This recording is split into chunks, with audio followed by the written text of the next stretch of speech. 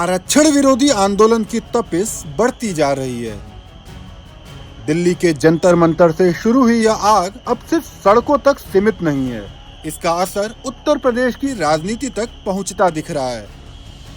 और यहीं से बीजेपी के सामने एक बड़ा सवाल खड़ा हो गया है। जिस वर्ग को बीजेपी का कोर वोट बैंक माना जाता है, अगर उसी के युवा आरक्षण के मुद्दे पर सड़क पर उतर जाएं, तो क्या होगा? एक तरफ सवर्ण और अपर कास्ट युवाओं का असंतोष है, तो दूसरी तरफ पिछड़े और दलित वर्गों में यह संदेश जाने का खतरा कि कहीं बीजेपी आरक्षण व्यवस्था को कमजोर करने की तरफ तो नहीं बढ़ रही। यानी बीजेपी के सामने स्थिति कुछ ऐसी है, आगे कुआं पीछे खाई। लेकिन कहानी यहीं खत्म नहीं होती। इस आंदोलन के अंदर अभी भी दरार दिखाई दे रही है। एक तरफ आंदोलन के चर्चित चेहरे हर्ष दुबे हैं, तो दूसरी तरफ यूट्यूबर अजीत भारती। और इनके बीच विवाद ने अब इस आंदोलन को और भी पेचीदा बना दिया है। तो सवाल है, क्या यह आंदोलन बीजेपी के लिए राजनीतिक खतरा बन सकता है? क्या समाजवादी पार्टी और चंद्रशेखर आजाद इसे काउंटर मोबिलाइजेशन के लिए इस्तेमाल करेंगे? और सबसे बड़ा सवाल, क्या जंतर मंतर से शुरू हुई यह लड़ाई अब उत्तर प्रदेश चुनाव का बड़ा मुद्दा बनने जा रही है? सबसे पहले समझिए कि इस आंदोलन की मूल मांग क्या है। प्रदर्शनकारियों की मांग है कि जाति आधारित आरक्षण को हटाकर आरक्षण का आधार पूरी तरह आर्थिक स्थिति बनाई जाए। यानी किसी व्यक्ति को सिर्फ उसकी जाति के आधार पर नहीं, बल्कि उसकी आर्थिक स्थिति के आधार पर आरक्षण मिले। यानी आंदोलन की मांग सिर्फ आरक्षण की सीमा तक सीमित नहीं है, यह मौजूदा सामाजिक न्याय व्यवस्था के कई पहलुओं पर सवाल खड़ा कर रहा है। और यही वजह है कि यह मुद्दा अब राजनीतिक रूप से बेहद संवेदनशील बन गया है। 24 अगस्त को आंदोलनकारी दूसरी बार सेंट्रल दिल्ली की सड़कों पर उतरे। युवाओं की एक बड़ी भीड़ जंतर मंतर के आउटर सर्कल पर जमा हुई। प्रदर्शनकारी नारेबाजी करते हुए धरना स्थल की तरफ बढ़ने लगे, लेकिन पुलिस ने अनुमति नहीं होने का हवाला देते हुए उन्हें आगे बढ़ने से रोक दिया। इससे पहले 22 अगस्त को भी जंतर मंतर पर बड़ा प्रदर्शन हुआ था। प्रदर्शनकारियों को हटाने के लिए पुलिस और रैपिड एक्शन फोर्स को घंटों मशक्कत करनी पड़ी।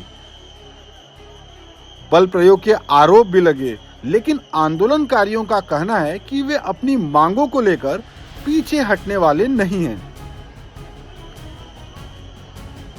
इस आंदोलन की एक बड़ी खासियत यह है कि इसका बड़ा हिस्सा सोशल मीडिया के जरिए संगठित किया जा रहा है।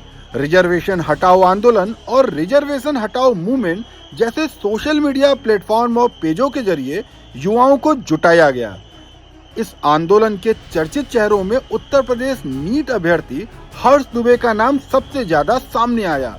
यानी बिना किसी बड़े राजनीतिक दल के समर्थन के भी यह आंदोलन हजारों युवाओं तक अपनी बात पहुंचाने में सफल रहा।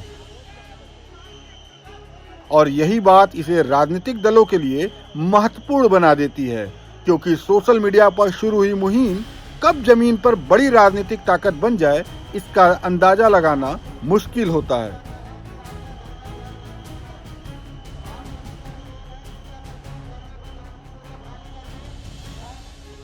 बाईस अगस्त के प्रदर्शन के बाद बीजेपी ने बातचीत की पहल की। उत्तर प्रदेश के मुख्यमंत्री ब्रजेश पाठक ने आंदोलनकारियों को बातचीत के लिए लखनऊ बुलाया। उन्होंने भरोसा दिलाया कि प्रदर्शनकारियों की चिंता को संबंधित केंद्रीय मंत्रियों तक पहुंचाया जाएगा। इसके बाद हर्ष दुबे और उनके साथियों ने बातचीत शुरू होने का स्वागत किया। हर्ष दुबे ने यहां तक कहा कि उनकी इच्छा है कि प्रधानमंत्री नरेंद्र मोदी या गृह मंत्री अमित शाह प्रदर्शनकारियों के प्रतिनिधि मंडल से मिले। अब आते हैं सवाल पर, बीजेपी के लिए यह आंदोलन चिंता का विषय क्यों बन सकता है? दरअसल इस आंदोलन में शामिल युवाओं और उनके परिवारों को आमतौर पर बीजेपी के पारंपरिक वोटर बेस का हिस्सा माना जाता रहा है। अगर यही वर्ग लंबे समय तक नाराज रहा है, तो इसका असर उत्तर प्रदेश जैसे बड़े राज्य में राजनीतिक समीकरणों पर पड़ सकता है। लेकिन बीजेपी की परेशानी सिर्फ यही नहीं है। अगर पार्टी प्रदर्शनकारियों की मांगों के प्रति ज्यादा नरम रुख अपनाती है तो पिछड़े और दलित वर्गों में यह संदेश जा सकता है कि बीजेपी आरक्षण व्यवस्था में बदलाव करना चाहती है और यही बीजेपी के लिए सबसे बड़ा खतरा है। दूसरी तरफ समाजवादी पार्टी के प्रमुख अखिलेश यादव ने इस मुद्दे पर तुरंत मोर्चा संभाल लिया है। अखिलेश ने कहा है कि आरक्षण सुधार के नाम पर आरक्षण खत्म करने की कोशिश पीड़ित समाज के खिलाफ साजिश है। उनका संदेश साफ है, आरक्षण था, आरक्षण है और आरक्षण रहेगा। अखिलेश यादव इस मुद्दे के जरिए पिछड़े, दलित और अल्पसंख्यक वर्गों को एक बार फिर पीड़ित की राजनीति के तहत जोड़ना चाहते हैं।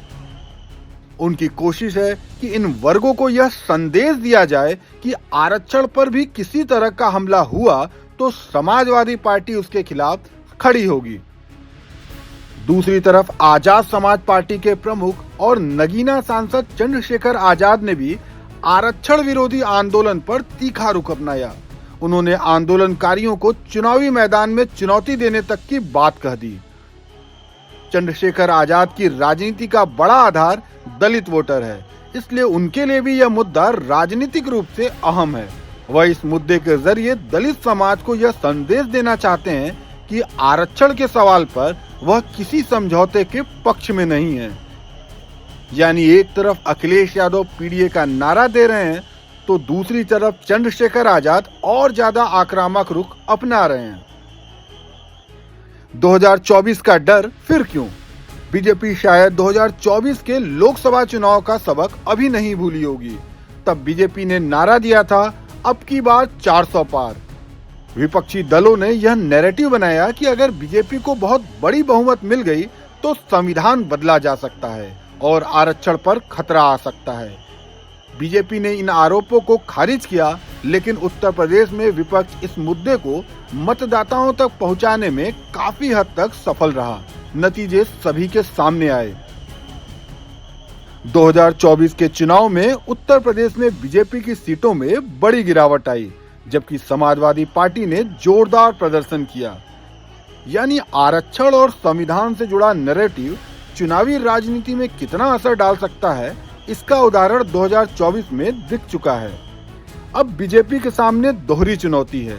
एक तरफ उसके पारंपरिक सवर्ण और अपर कास्ट वोटर का असंतोष है, तो दूसरी तरफ ओबीसी और दलित वोटर्स के बीच आरक्षण को लेकर डर पैदा होने का खतरा है।